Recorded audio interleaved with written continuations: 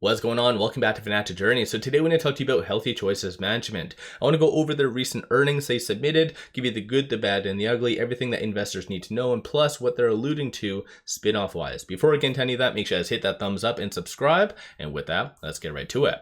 So they did submit their earnings on May the 10th, so my apologies on the delay. And I'm not necessarily going to go over their highlights that they did submit through their PR because I feel like a lot of that is very misleading and very just biased / positive. As I said, I want to give you the good, the bad, and the ugly. So again, getting right to it, when it comes down to any company unveiling their earnings, I always like to start off by looking at cash and cash equivalents. So as of March 31st, 2024, they had about 3.9 million in cash and cash equivalents.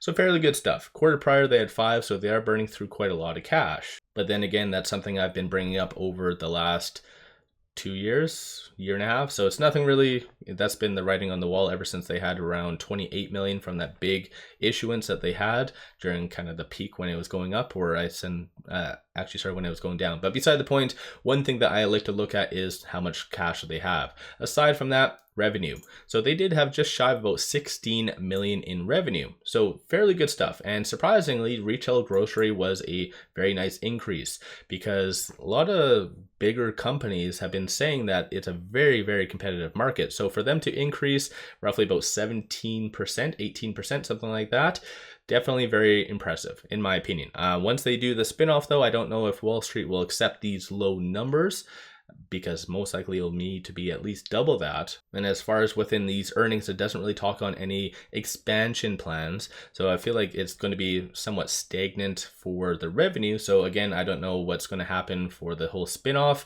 if Wall Street's going to accept that as sufficient or whatever, but we'll just have to wait and see. But one thing that as well I like to look at is this. So loss from operations, 2.8 million, which is a increase from the year prior of 1.9 million.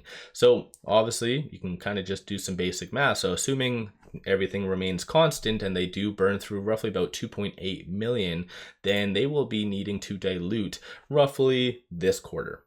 So in Q2. So it's not necessarily the best, unfortunately, and this is something I've been saying will happen, is that they will need to dilute. And even if you kind of look down over here, they did actually burn through or dilute quite a lot, and this is from the year prior. So about 341 billion compared to, as of March 31st, 478 billion. And they do have a authorized cap at 750 billion. So they could dilute quite a lot. And this is why I did say in my video, last one, in fact, that they will be needing to do a reverse stock split. And that's kind of the unfortunate truth. So they will be needing to do a reverse stock split and then dilute quite significantly, because in here, they kind of allude to a lot of spin-off topics, but at the same time, they didn't give a definitive date, because you do need to give at least 3 months roughly notice for a ex-dividend date that is related to a spin-off. So technically they would need to, like I said, it's just coming right down to the wire. Most likely it is going to be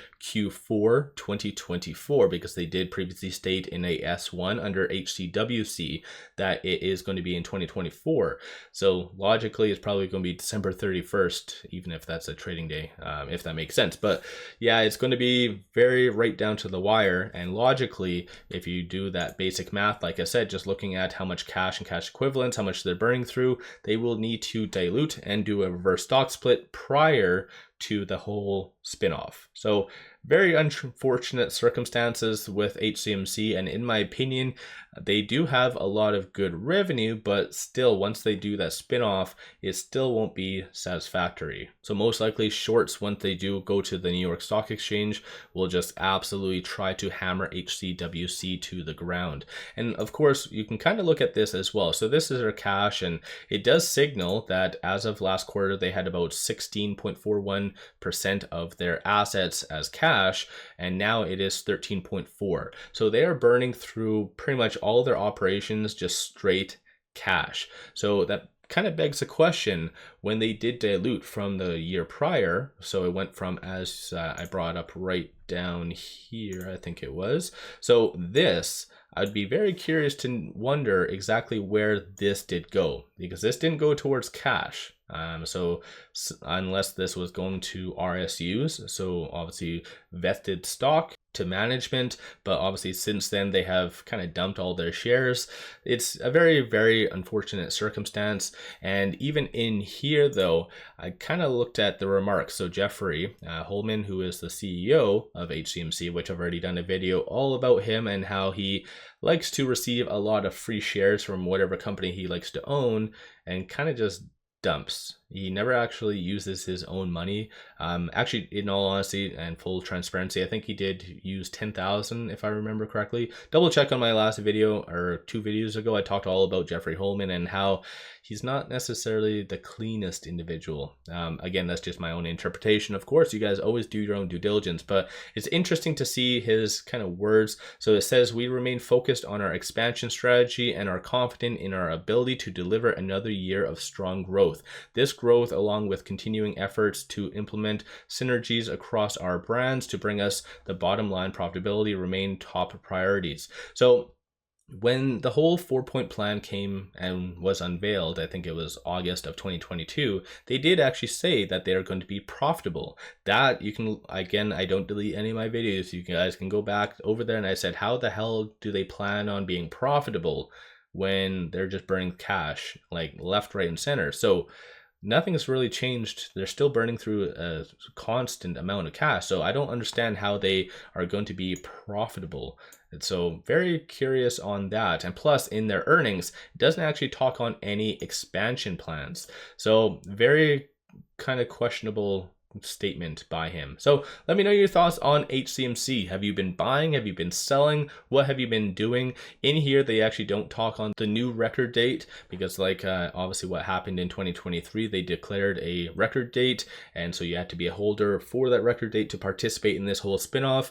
They since said that they're going to have a new date. They haven't announced it yet. So yeah, it's kind of just up in the air. Most likely that date will be probably July/August, if that's just throwing that number out there, just so the timeline and everything. So yeah, I think the spinoff will actually happen in Q4. Whether there's going to be a success or not, I'm not really sure. So let me know your thoughts. Don't forget to hit that thumbs up and subscribe. I always greatly appreciate that. One final thing, take advantage of this promo. Simply sign up for a new account, throw $100 at it, and they give you 7 fractional shares of the Mag 7. So kick-ass deal. Link in the description below and also comments. With all that said, appreciate all of you watching.